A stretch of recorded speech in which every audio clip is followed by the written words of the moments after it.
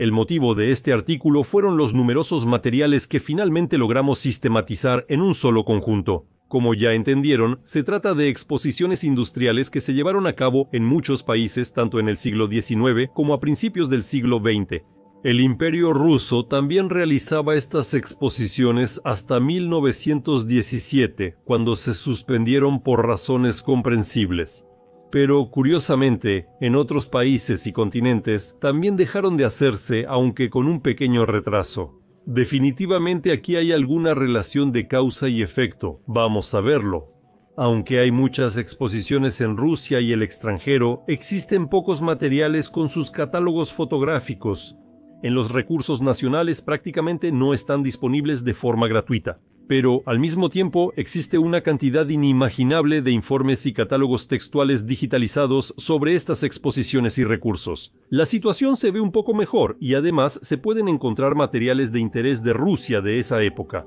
Es un hecho muy extraño, pero vamos por partes. Las exposiciones universales de París son las más famosas. En ellas, los países presentaban sus productos y esas exposiciones influían en el desarrollo mundial, desde el arte hasta la industria militar. Para estar a la moda, como se dice, se organizaban exposiciones similares a nivel estatal en Europa y también en países de América, Asia y África. En la red hay mucha información conservada sobre este tipo de eventos, pero vamos a empezar con París. Se llevaba a cabo en un palacio como este. Había otros lugares, pero la acción principal ocurría aquí. Este es el Palacio del Campo de Marte en París. Curiosamente, no se ha conservado hasta hoy. Otra vista tras urbanizar el Campo de Marte. La vista de la Torre Eiffel es algo extraña. Hay esferas sujetas a su estructura. Foto del año 1900. Es una situación interesante. En la torre de esa época hay una especie de cornisa arqueada con focos, y si miras de cerca, entre los arcos hay unos postes que se parecen a los que están en el techo del Palacio del Campo de Marte. ¿Y qué hay en la torre ahora? Correcto, no es igual, incluso tras la torre todo cambia, pero al final todo es sencillo. La propia Torre Eiffel fue concebida originalmente como una estructura temporal que servía como arco de entrada a la Exposición Universal de París de 1889. Resulta que originalmente formaba un solo conjunto con el Palacio del Campo de Marte y por lo tanto una sola red de ingeniería. Entonces, ¿la desaparición del Palacio de la Cornisa de la Torre Eiffel está relacionada de alguna manera? Aquí es donde comienzan los milagros. Pero lo que más nos va a interesar es el Palacio de las Máquinas, que tampoco se ha conservado hasta la actualidad. La falta de conservación de estos edificios en Europa es muy extraña, pero los hechos son así. Precisamente aquí se concentraban todos los logros mundiales de la ingeniería mecánica de aquella época, y se conservaron muchísimos materiales fotográficos sobre aquellas exposiciones. Analicémoslos a fondo. Foto de 1889. Por extraño que parezca, entre las máquinas hay muchas iglesias en miniatura y en algunas se puede ver que también tienen mecanismos en su interior. Así seguiría siendo incomprensible si en la misma colección no estuviera esta foto. ¿Qué tipo de bomba de agua es la que está al fondo? ¿Y acaso es realmente una bomba de agua? Para una bomba de agua en ese clima es una decisión muy arriesgada. Con el frío dejaría de funcionar enseguida. Lo más probable es que sea una especie de estructura abovedada modernizada, que de alguna manera afecta a los postes que están en el techo del edificio al fondo. No se descarta que esta estructura también haya influido en los postes que están en la cornisa de la Torre Eiffel. Cuando todo esto fue demolido, la cornisa en la Torre Eiffel dejó de ser necesaria, así que, de hecho, la reemplazaron por una versión más simple, y parece que nuestras iglesitas tenían alguna relación con las máquinas que estaban en el pabellón. Hay muchas fotos de otras exposiciones donde existe una vecindad similar.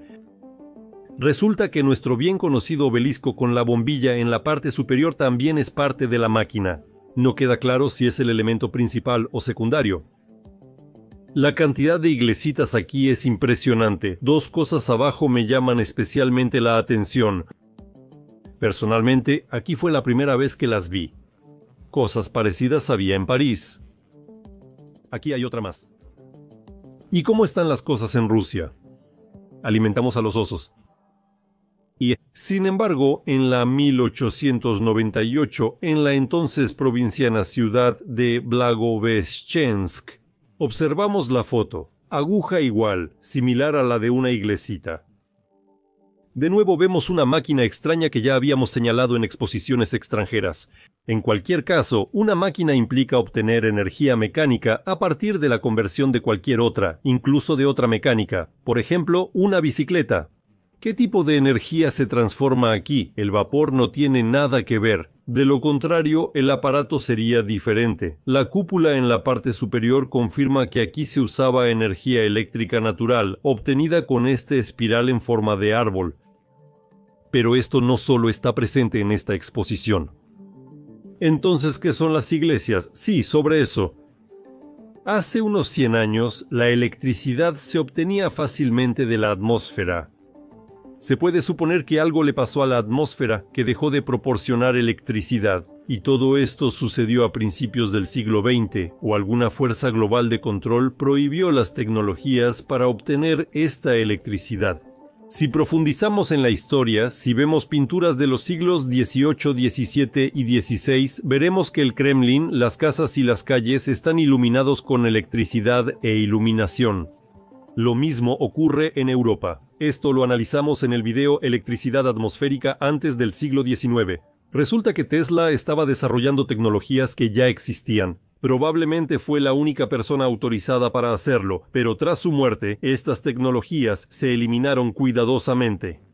Hasta hace poco, los maestros tenían los secretos para obtener y usar energía muy barata. Por eso, ciertas fuerzas no solo destruyeron este equipo, sino también los propios pabellones de exhibición, y les lavaron el cerebro durante 5 generaciones.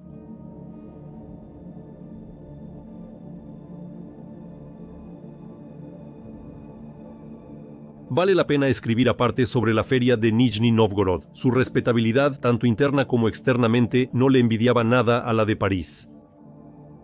¿Y ustedes qué creen que hay ahora en su lugar? Correcto, solo un terreno baldío en el distrito Konovinsky de Nizhny Novgorod, e incluso lo muestran regularmente en la televisión con sueños de revivir la feria, pero esos sueños en Rusia, lamentablemente, seguirán siendo solo sueños, incluso si deciden revivirla. En lo más profundo, permito ese pensamiento, pero ya nunca construirán iglesias y postes de ese tipo en funcionamiento, porque no se puede. Y eso se decide a nivel global. Los postes, como ya saben, están en los techos de los pabellones. En estos postes hay un pequeño secreto, gracias al cual pueden encender las lámparas llenas de gas. Más o menos así. Para que comprendan, les mostraré una foto de esas salas de exposiciones en París tras 1920.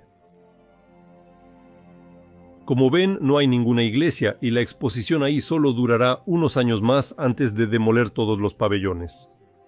Esto es 1923 y es lo mismo. Los postes del edificio son decorativos, pues en la base no están sujetos a ningún frasco con sustancia. En todos lados hay una iluminación eléctrica aburrida, hecha igual que ahora. Así que no veremos la feria de Nizhny Novgorod por mucho tiempo. Hasta la próxima. Ups, hallé otra foto de la exposición y aún no sé qué aparato aparece. Si alguien sabe, avíseme, se lo agradeceré.